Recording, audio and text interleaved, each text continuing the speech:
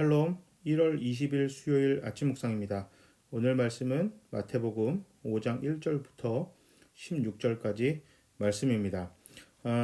오늘 말씀은 아마 교회를 다닌 횟수만큼 많이 들으셨을 말씀일 것입니다. 오늘 이제 산상수훈 이제 마태복음 5장부터 7장까지 그 시작하는 처음 팔복부터 시작하는데요. 오늘 말씀을 쓴 마태가 오늘 마태복음을 유대인들에게 쓴 글입니다. 우리 제가 어제부터 해서 이제 마태복음에 대해서 그 배경 설명을 하면서 유대인들이 기다렸던 메시아가 조건적으로는 예수님이 맞지만 이 땅에 오신 목적이 다르다. 이제 그렇게 해서 족보부터 다르고 그다음에 예수님의 그 영적인 능력에 대해서 꼭 이제 기술했던 내용이 등장하는데요. 오늘 본문의 산상수훈을 5장부터 7장까지 무려 3장이나 할애를 하면서 마태복음가 강조합니다.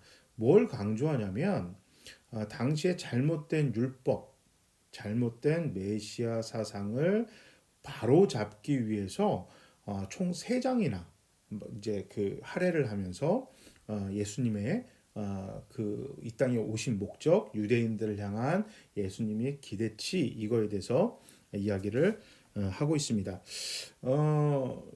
그 오늘 이 마태복음을 쓴 마태는 자녀답게 살지 못하는 하나님의 백성들에게 자녀답게 사는 것이 무엇인지, 우리가 하나님의 백성으로 산다는 것이 무엇인지, 구원받는다는 게 어떤 의미인지 이것을 잘 알려주기 위해서 마태복음을 썼고, 특별히 산상수훈에서 예수님이 강조하신 그 설교를 3장이나 걸쳐 쓰면서 자녀답게 사는 법에 대해서 하나님 백성답게 사는 거에 대해서 이게 올바로 바른 의미를 전달하기 위해서 오늘 그 내용을 썼습니다.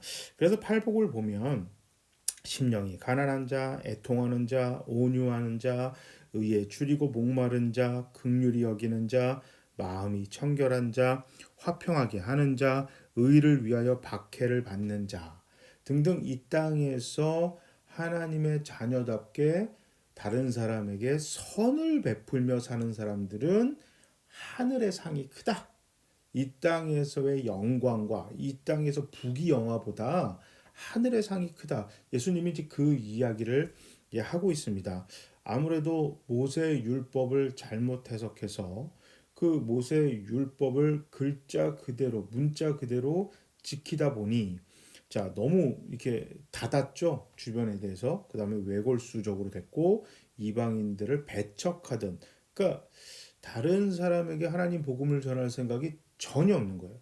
그리고 이 땅에서 어떻게든 복을 받기를 기대하는, 권력을 누리기를 기대하는 이스라엘 사람들의 잘못된 것을 마태가 콕 찍죠. 물론 예수님이 설교하셨지만, 그러면서 세상의 소금과 빛을 이 예수님이 지금 예화로 들면서 이 소금과 빛의 의미를 앞에 그 팔복의 내용과 같이 연결시킵니다. 오늘부터 시작하는 산상수훈 설교는 여러분 아침 묵상 꼭 들으셨으면 좋겠어요. 이건 물론 아침 이 묵상으로 하기에는 좀 내용이 방대하고 깊게 들어가면 훨씬 더 재밌고, 그런데 어쨌든 여기서 한번 제가 한번 다룰 텐데 꼭 여러분 같이 듣고 묵상하셨으면 좋겠는데요. 13절에 소금이 나오잖아요. 짠맛을 잃어버리면, 그러다 보니까 우리는 소금을 요리할 때 쓰죠. 간을 맞추는데. 그런데 1세기 이스라엘에서 소금은 음식을 간을 맞추는 데 쓰는 게 아니라 대부분 언제 쓰였냐면 이렇게 화로에 그 소금을 넣어서 순간적으로 불을 낼 때, 그때 사용했던 것이 소금입니다. 그러니까 불쏘시개로 썼던 게 소금이었어요. 그래서 소금을 이제 불을 피거나 불이 약할 때 집어 던지면 그 안에서 소금이 폭발하면서 불길이 살아납니다. 이 목적으로 소금을 썼단 말이에요. 근데 그 터지는 게 소금이 짠맛이 있을 때 그 불길에 터지는데, 소금의 맛을 잃었다는 건 두 가지예요. 하나는 넣었는데 폭발하지 않는 소금. 그 짠맛이 없어서 전혀 그 불쏘시개로 이용 가치가 없는, 효용 가치가 없는 소금. 그 두 번째는 이미 불쏘시개로 쓴 소금.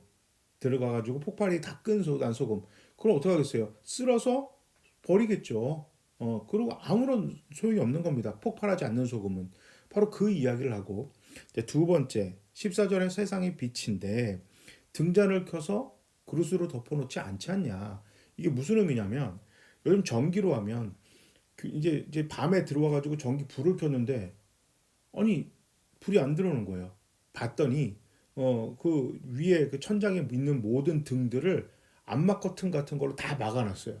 그러면 전기도 들어오고 불도 들어오는데 어떻게 돼요? 불이 방을 비춰요? 비추지 않죠. 아무런 소용이 없는 거예요. 이 말은 뭐냐면 하나님의 백성으로서 이 땅에 너희가 아브라함을 통해서 너네가 좋아하는 율법을 통해서 하나님이 축복하셔서 이 땅에 보냈건만 자 폭발하지 않는 소금 그리고 그릇에 담겨놓은 등불이라는 거예요. 그러니까 방안을 비추지도 못하는 등불이에요. 불도 켜졌는데. 그러니까 하나님의 자녀답게 살지 못하는 이스라엘을 책망하시는 예수님의 표현 방법인데 아우 되게 우아하시죠. 맛을 잃은 소금, 폭발하지 않는 소금. 그러니까 우리는 이걸 왜 폭발하지 않는 소금으로 쓰면 좋았을 걸. 근데 이거는 마태 예수님이 설교하실 때는 지금 1세기 이스라엘 사람들한테 지금 설교하시는 거잖아요. 그러니까 그 당시 사람들은 맛을 잃은 소금이다. 그러면 무슨 생각이 드냐면 그거 뭐에 쓰냐? 그 불쏘시개도 못 쓰는 걸 이렇게 받아들이는 거죠. 그죠? 지금 우리나 음식에 넣지만 두 번째 등불을 이렇게 어떤 그릇 안에 덮어둔다. 이거 바보 같은 짓이잖아요. 누가 봐도 멍청하고 이거 그러면 안 되는 건데 그렇게 살고 있다는 거예요, 이스라엘이. 그러니까 어떻게?